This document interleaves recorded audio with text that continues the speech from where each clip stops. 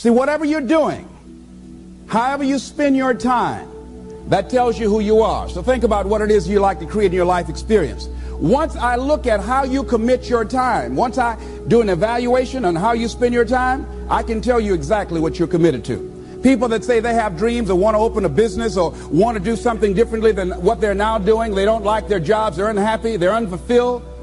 People who say they want to improve their income level, look at how they spend their time. How they spend their time, the commitment of their time, how they use that will really tell the truth. People who said, I'd like to do better, but you don't find them in vocational or technical schools upgrading their skills and their knowledge, how they spend their time, that will tell you what's going on. People who say they want to normalize their weight, they want to be healthy, but every time you see them, they're eating, that will tell you that they're committed to being obese for the rest of their lives. People tell you they want to stop smoking and they're lighting up at that time. Folks that say, I want to stop drinking, and every time you're in their face, they're reeking with alcohol, that will tell you what's going on. Don't have to listen to what they say, just watch what they do. Commitment shows up in your life in what you do. On the other hand, you can make the commitment to your life that you don't like the results that you have and that you're going to do something about it. See, that power is available to all of us. People who look at life and decide, I want something different for myself. Carol Hatfield. Carol lives in Detroit, single mother, decided that she wanted to go into her own business, did not have enough money to do it. She wanted to have a health food store. She sold her car and used the money to start in a little storefront, a little hole in the wall. She rode to work on a bicycle. And then when she got enough money, she bought a motor scooter and did that for a long time.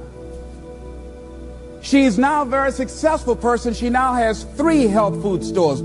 She said it was hard, it's a struggle, Les. She said, but I did it. She said, I made the commitment to do it, and I did it. Why is it that people are frightened by commitment? Because when you say the word commitment, that intimidates a lot of people. Why? Because it means you have to deliver. See, most people, you ask them, hey, look here, I'd like for you to do this. They'll say, I'll try. I'll try means that is my escape clause. When I don't come through, it's really a polite no. I don't have the courage to tell you no, so I'll tell you I'll try.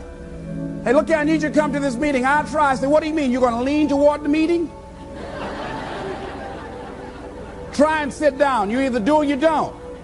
Try and take this pencil out of my hand. You either do or you don't. There's no such thing as try. So most people like to use that language. They don't want to commit themselves because commitment means, among many things, no excuse is acceptable. That's what it means, no excuse. That if you decided that you're going to do this, if it becomes hard, then do it hard. If it's difficult, so what? If it's inconvenient, so what? See, a lot of people made a commitment to come here tonight, but they looked outside and said, it's raining. The temperature dropped. It's cold outside. And they decide to give up on their commitment. And that's how people do about their dreams. They don't honor their commitment to themselves. Let me tell you what happens when you don't keep your commitment. Number one, it begins to deplete your self-esteem and it erodes your self-image. It weakens your faith in yourself. You don't feel good when you don't keep your commitments. The other thing is that you begin to develop weak relationships with people. People begin to realize they can't depend upon you. They can't rely on you because you won't keep your word. You've established that kind of reputation. Just think, what would your life be like if you decided to keep your commitments?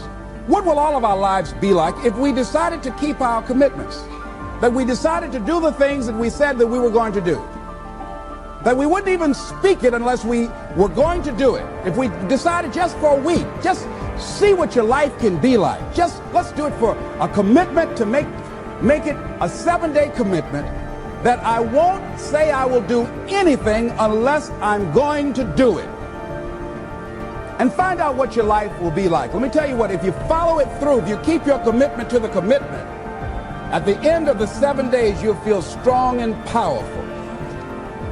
Because by honoring your commitment, each time that you do, that empowers you.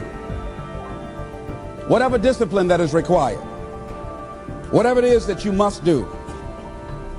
So I'm suggesting, number one, commit yourself to live in the present. I saw the movie, The Dead Poets Society, Robin Williams, and they had a line in there, seize the moment. Many of us are not able to move forward and develop and manifest our greatness because we spend so much time looking back or worrying about the future. Seize the moment. See, you cannot go into the future and manifest your greatness when you have various things in your life that's blocking you. Let's look at how we can begin to keep our commitments. Remembering what Dr. Robert Anthony said about results. When you keep your commitments, you're able to produce some different kinds of results in your life. So how can we keep our commitments? And do we keep all commitments? No, we don't. You will not be at 100%. However, you will have a greater percentage rate of maintaining your commitments to yourself, whatever those things might be.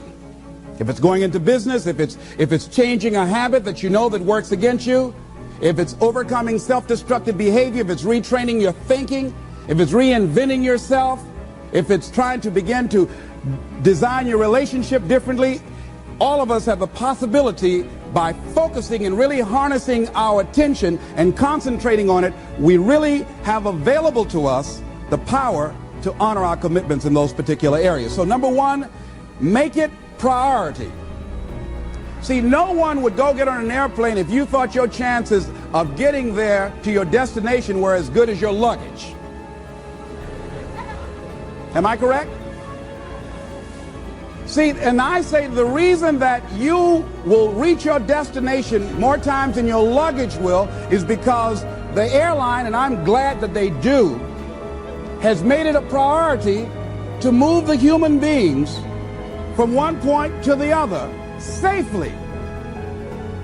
Not send you off to Boston or someplace with your luggage.